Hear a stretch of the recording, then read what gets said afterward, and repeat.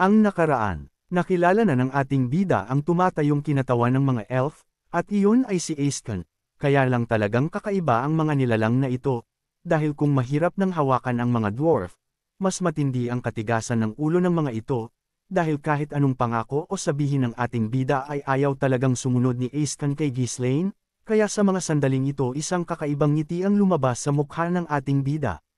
Pagpapatuloy, sinisiklaban ng inis at pagkaalarma, nagsalita si Aeskan. Ha, seryoso, mahal na kamahalan, ang hirap mo kausapin. Akala mo kung sino ka, pero ayaw mo kaming patayin dahil sa tingin mo, sayang sa pera. Sige, ano, kung maging leader ako at mamahala, ano ang susunod na malaking plano? Alam mo namang kami ang pinakamagaling sa pagpapasarap lang ng buhay. Tumugon si Ghislaine, magiging mga sundalo kayong lahat. Nakatitig ang mga elves kay Ghislaine na may pagtataka sa kanilang mga mukha. Mga sundalo, sila, sa kanilang halaga, isang nakakatawang ideya, kahit si Aeskan, na nag-aakalang baka mali ang narinig niya, ay tumawa at muling nagtanong. Magiging, ano daw tayo? Mga marangal na sundalo ng kaharian. At alam mo ang halaga namin, pero sinasabi mo sa aming gawin iyon. Naging maikli ang kanyang pananalita. Isang malinaw na tanda ng lumalagong inis. Gayunpaman, si Ghislaine ay nanatili sa isang mabait at maunawain na ekspresyon habang sumasagot. Tama, at dahil ang isang malusog na katawan ay nagpapalago ng isang malusog na isip, simula ngayon, titigil muna kayo sa pag-inom at paninigarilyo at mag-focus sa pisikal na pagsasanay. Anong pisikal na pagsasanay? Hindi namin gagawin iyon. Sumigaw si Aeskan, at ang ibang mga duwende ay tumango bilang pagsang-ayon. Sa buong buhay nila ay namuhay sila sa paglilibang at pagpapakasisa. Ang biglaang kahilingan para sa pisikal na pagsasanay ay walang katuturan para sa kanila. Bukod pa rito, kung ang plano ay gamitin sila bilang mga sundalo, bakit gumastos ang kamahalan ng napakaraming pera para bilhin sila? Ang loika sa likod nito ay hindi nila maintindihan. Maya-maya ay tumanggaw si Aeskan na parang may naisip na siya. Oha, kaya't sinusubukan mo kaming takutin dahil sa tingin mo hindi kami nakikipagtulungan, di ba? Hindi ako nag-aaksaya ng oras sa mga ganoong bagay. Kung gayon, bakit mo pinag-uusapan ang pagsasanay at mga sundalo? Nakakita ka na ba ng elf na nakikipaglaban? Ha, kami ay isang lahi na dalubhasa sa pagpapasarap lang ng buhay. Iyon ang dahilan kung bakit napakaganda at napakagwapo naming lahat. Ang ideya na ang kanilang kagandahan ay nagbibigay katwiran sa kanilang pagiging tamad ay lubos na walang katuturan.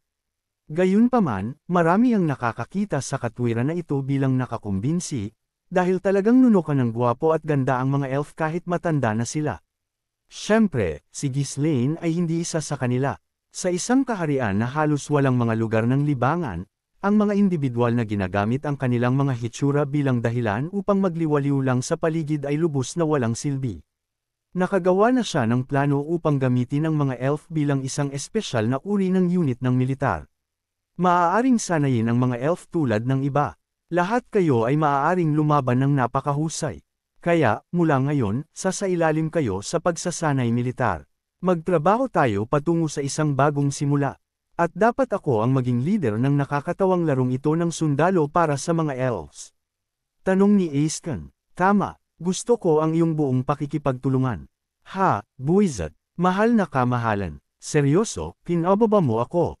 Sinabi ko nang hindi ako magiging leader. Bakit hindi mo maintindihan ang simpleng salita? Akala mo ba'y biro lang ako dahil alipin ako? Sa tingin mo, ang isang marangal na nilalang na tulad ko ay kapareho ng ibang mga aliping tao. Oh, sa wakas, nalampasan ni Aeskan ang linya. Mukhang talagang namangha si Ghislaine, na parang hindi niya mapigilan ang paghanga sa pagiging mapangahas nito.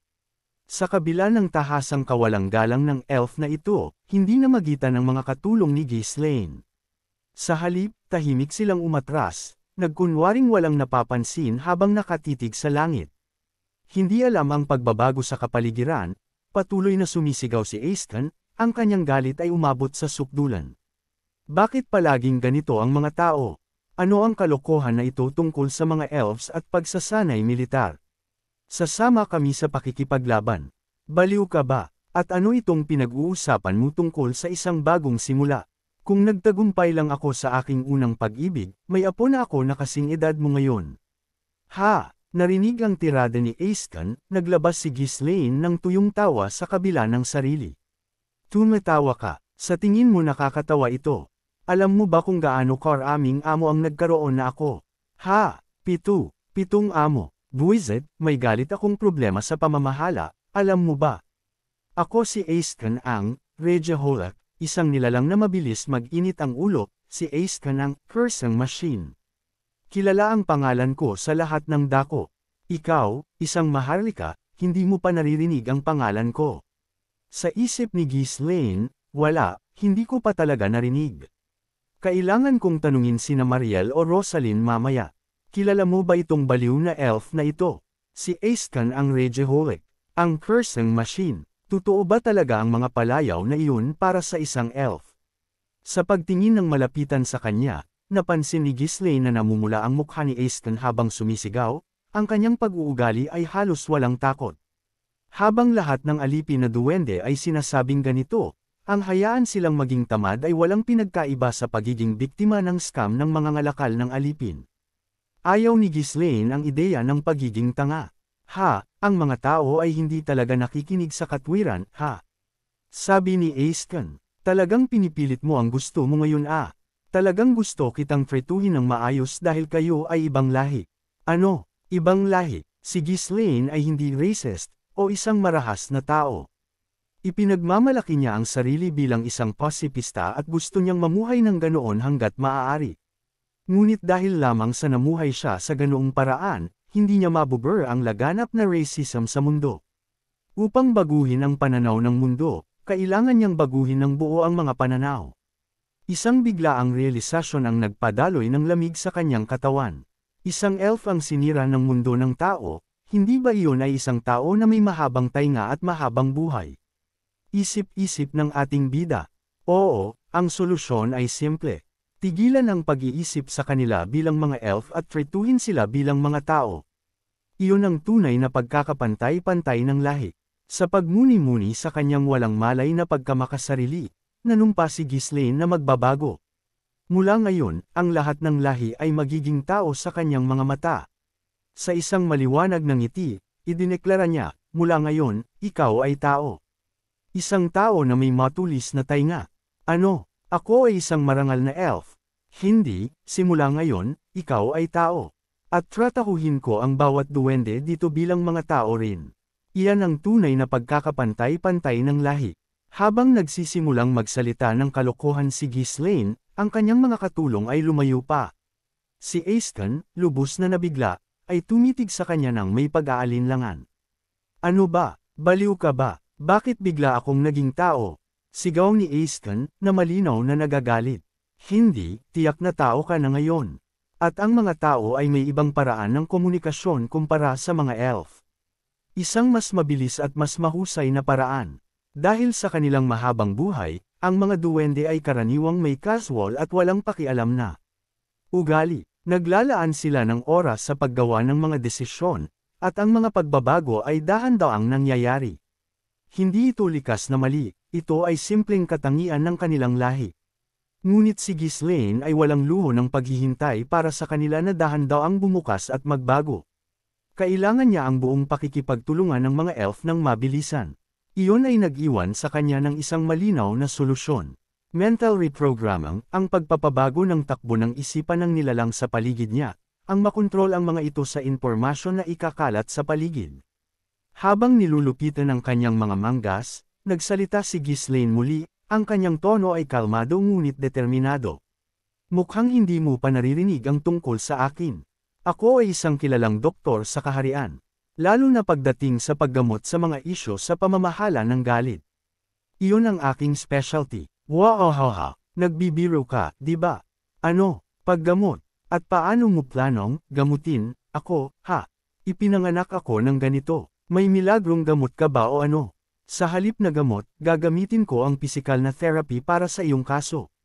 Ano, para lang walang pagkaunawa, wala akong masamang hangarin sa iyo. Hindi ako ganoon. Ito ay simpleng, isang pagtatangka na pagalingin ka. Bilang isang kapwa-tao, anong klaseng kalokohan iyan? sabi ni Ace na talagang mainit ang ulo sa ating bida. Iipit mo ang iyong mga ngipin. Kung ayaw mong makagat ang iyong dila, babala ng ating bida. Nang biglang may lumagapak. Pak! Ga! Sigaw ni Ace. Sa sandaling dumating ang kamao ni Ghislaine, naglabas si Ace ng isang matalim na sigaw ng sakit. Pak! Pak! Pak! Sunod-sunod na suntok ang tinamo nito mula sa ating bida, dahil ayaw niya madaan sa mahinahon na usapan. Kung kilala si Ace na isang baliw na mainitan ng ulo, ngayon makakaharap niya ang isang nilalang na wala ng mas baliw pa kaysa sa kanya, na dahil lang natalo sa sugal ay winasak ang isang teritoryo na dating pinagsusugalan ni Claude sa kanyang nakaraang buhay. Gu! Baliw na demonyo ka! Akala mo ba'y susuko ako pagkatapos ng ilang suntok? Buwisit ka, sa tingin mo, namuhay ako ng ilang dekada nang hindi nasasaktan. Buwisit! Arg! Sigaw nito na patuloy siyang sinusuntok ng ating bida. Kahit na sinasaktan siya, hindi tumigil si Ace sa pagmumura. Sa katunayan, marami na siyang karanasan sa pagiging binubugbog ng mga maharlika na sumubok na ayusin ang kanyang ugali. Wala sa kanilang mga pagtatangka ang kailanman nagtagumpay. Ang dahilan ay simple, hindi nila siya maaaring patayin o sirain ng buo.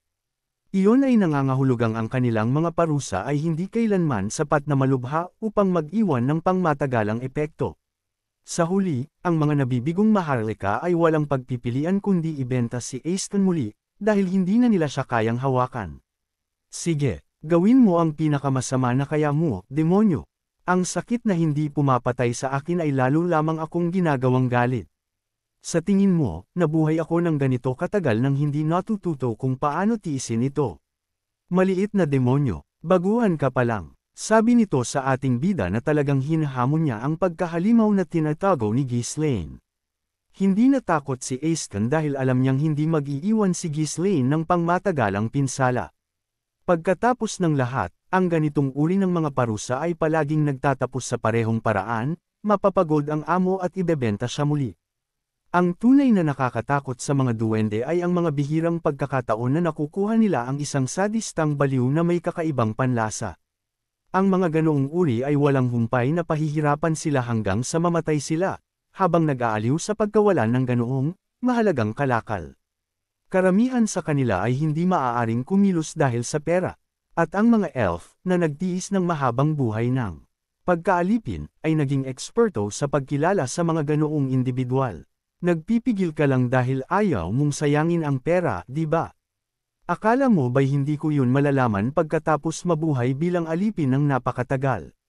Kung talagang isang malupit na demonyo ka, pinatay mo na ang ilan sa amin bilang isang halimbawa.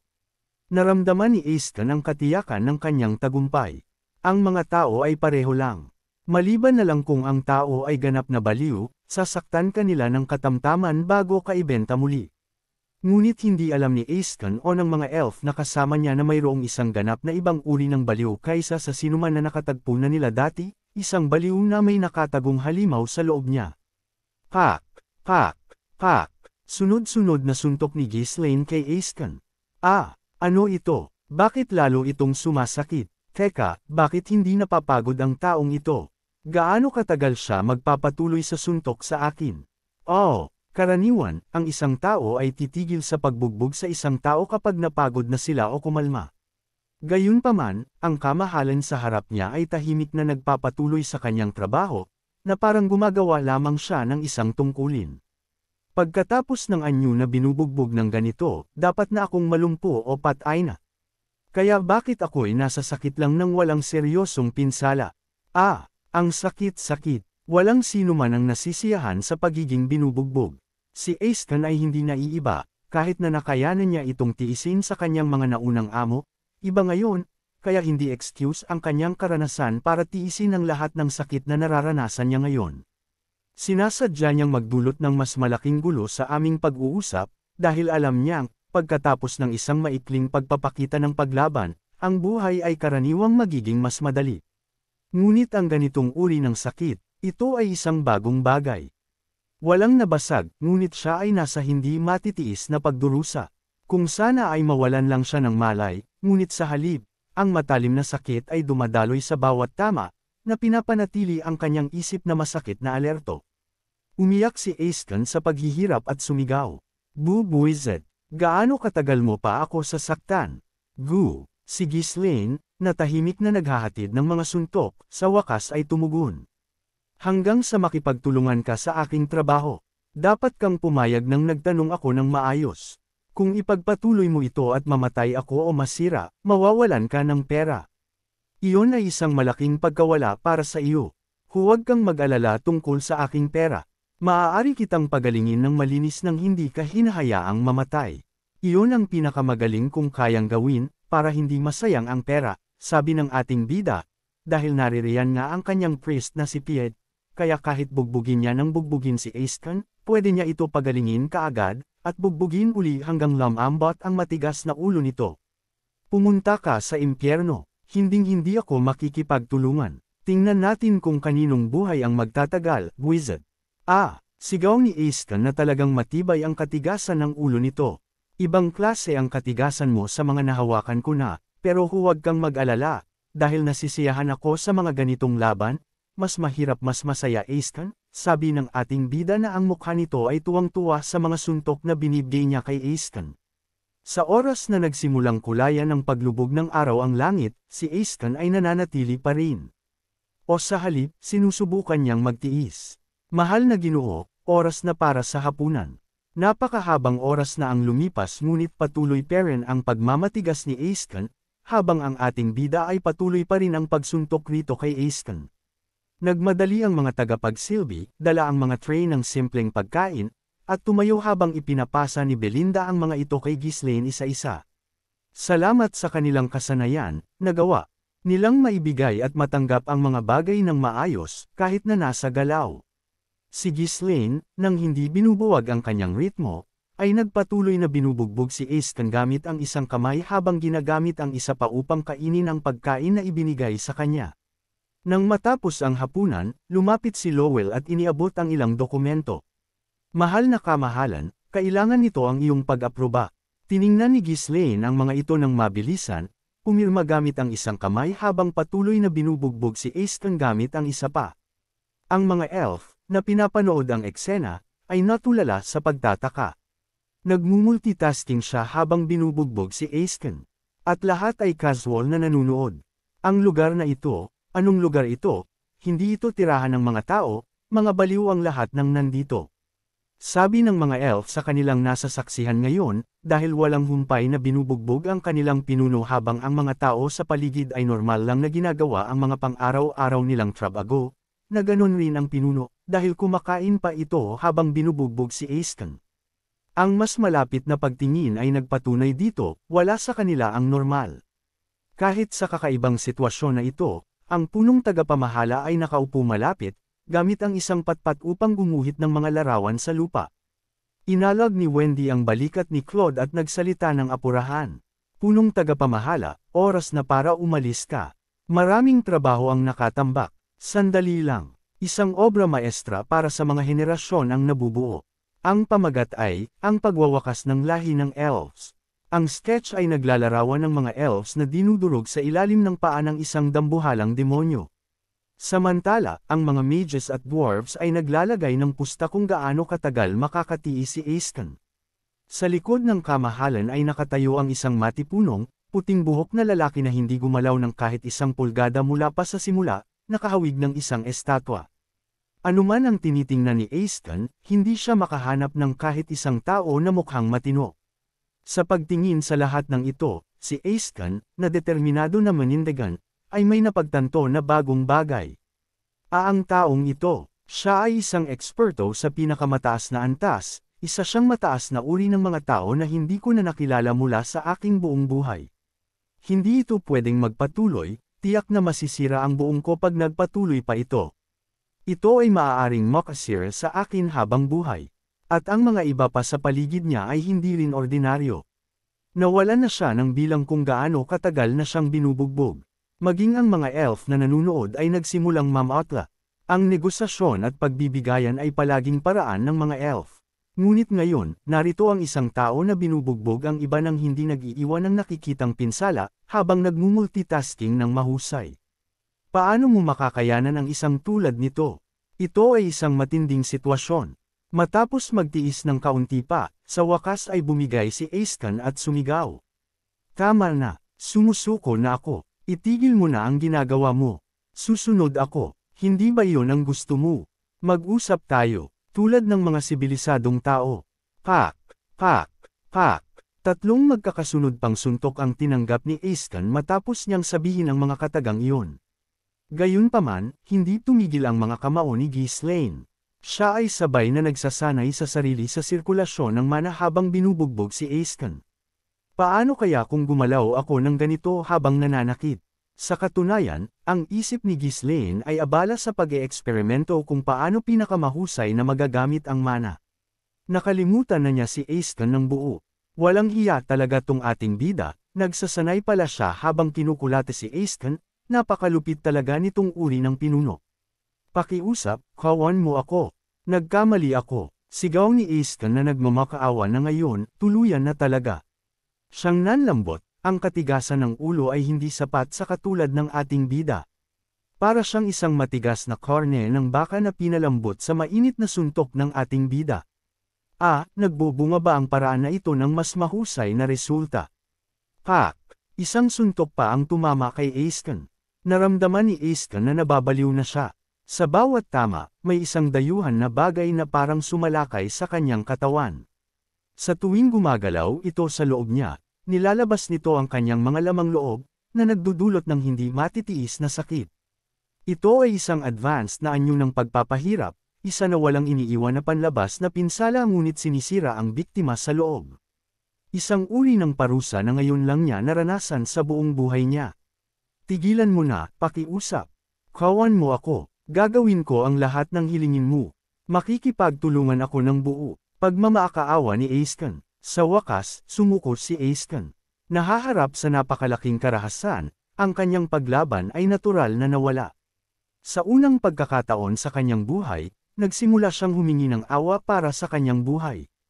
Abangan! Kung nagustuhan po ninyo ang aking recap, huwag sana ninyong kalimutan ang mag-like o mag-comment. Maraming salamat.